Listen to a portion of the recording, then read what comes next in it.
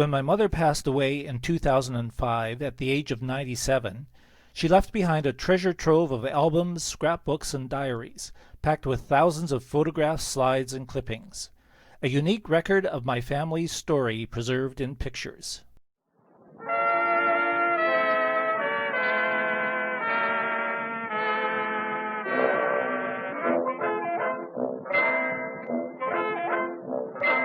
Our story starts back in the mid-1800s.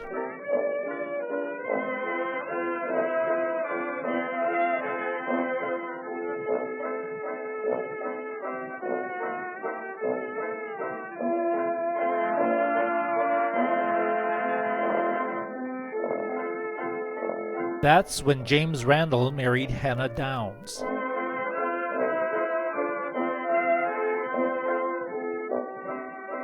They had a daughter, Augusta, born in 1855. Around the same time, James Middaugh married Charlotte Clow and had a son, Adolphus, born in 1851. Adolphus married Augusta Randall in 1878, and they settled on a farm on the 20-Mile Creek near Smithville. They had 2 children, James and Pearl.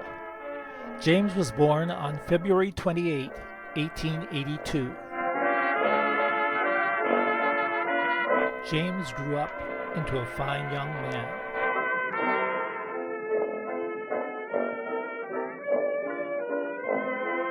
Meanwhile, in 1869, Annie Shepherd married Edwin Lounsbury.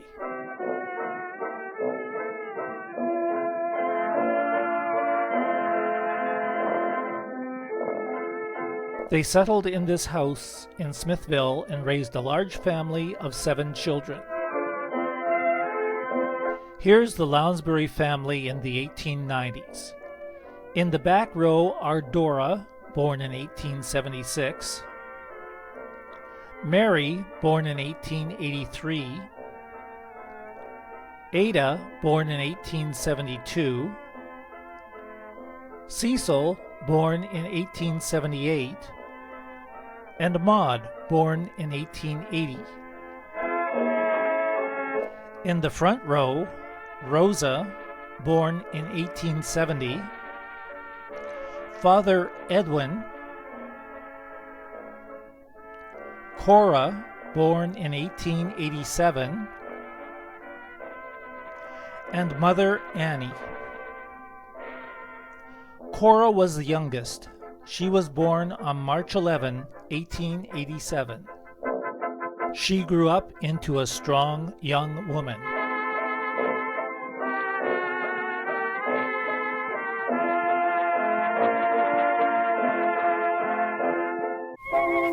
On September 5, 1906, James Middaugh and Cora Lounsbury were married.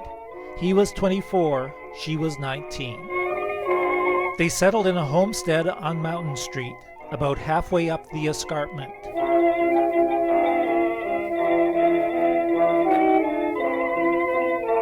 It wasn't long before James and Cora began to raise a family. Annie was the first to be born on April 10, 1908.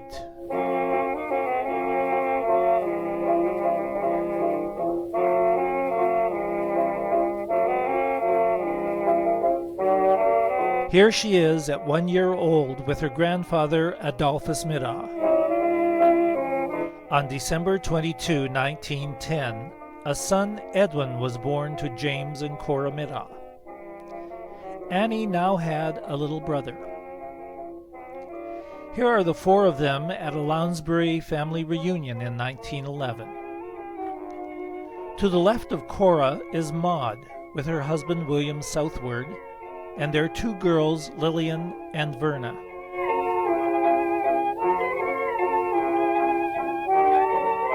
At the far left is Mary, with her husband Arthur Irvin, and their daughter Mildred. Behind them is Dora and her husband Sam Zerbrig. To the right of them is Ada and her husband Abishia Nelson. And in the center, surrounded by everyone, are Edwin and Annie Lounsbury. Here is James Middaugh with two of his brothers-in-law. On the left is Arthur Irvin, who married Mary, and in the middle is William Southward, who married Maud. But back to the Middaugh family. As Annie grew through her childhood years, she was usually easy to spot. She was the one with the big bow in her hair.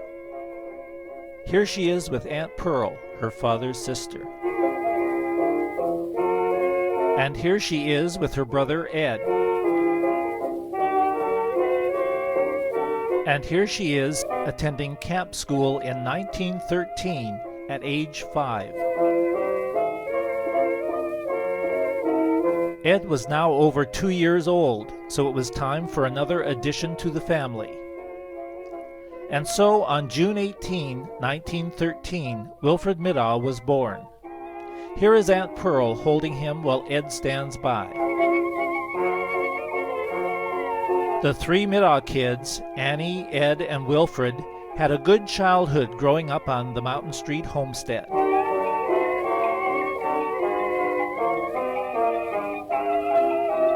And soon there was a new addition to the family. On April 22, 1916, Violet Middaugh was born.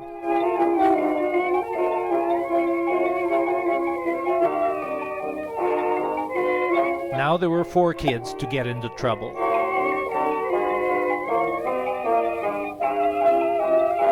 And that's not counting the neighbors.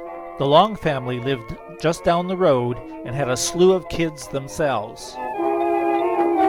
James Middaugh had his hands full just keeping them all from falling down the well.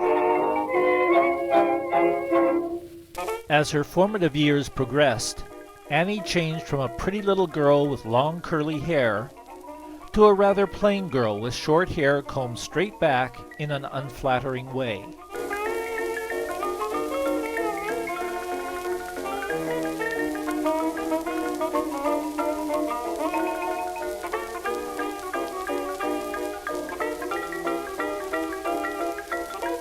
But she enjoyed school and always got the best marks in her class. It wasn't until she entered her teen years that Annie regained her good looks and self-assured style. Here she is with Wilfred, Violet, and one of the Long kids.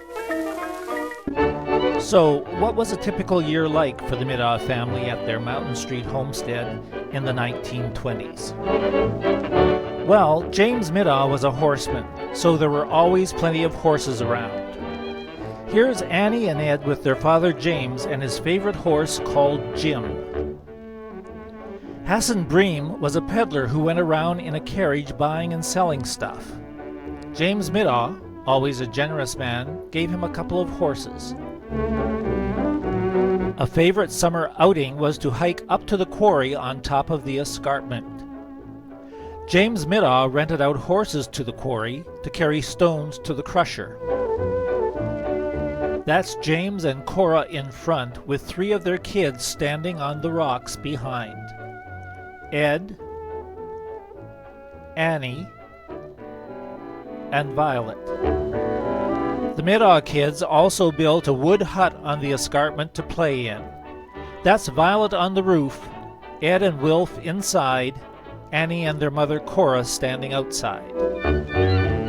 Another favorite summer outing was to load the family on the dray and head down to Grimsby Beach.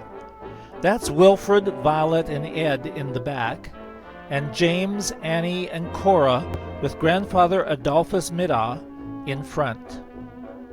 It was a refreshing place to while away a summer day. Summer was also a good time for family get-togethers.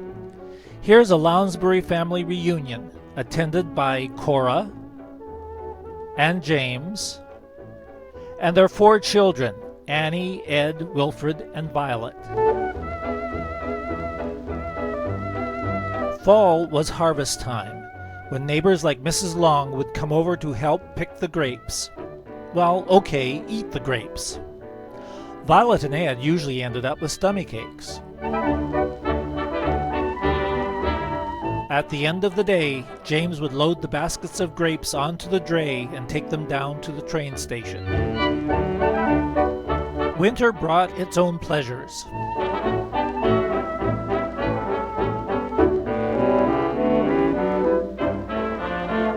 The neighborhood kids would ride their sleds all the way down the Beamsville Mountain into town, and then hitch a ride on a horse and cutter back up the hill. Of course, today you wouldn't get more than a few dozen feet before running slam-bang into a housing development. As the years passed, the Middaugh kids were growing up into young adults. From the left, that's Ed, Vi, Annie, and Wilfred. Here's Vi and Annie, and Ed.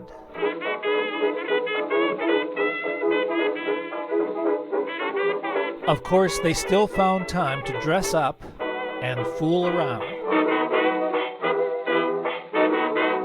On one occasion, Annie and Beatrice Fleming got dressed up in 19th century costumes. Ain't she purty? Annie was becoming quite an outgoing gal. She took a trip with a few of her girlfriends to Queenston Heights, the Niagara Glen,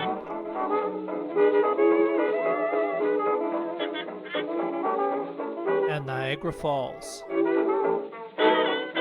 As the 1920s drew to a close, Annie had blossomed into a smart, attractive, and self-assured young woman. Was there a man out there who would catch her fancy?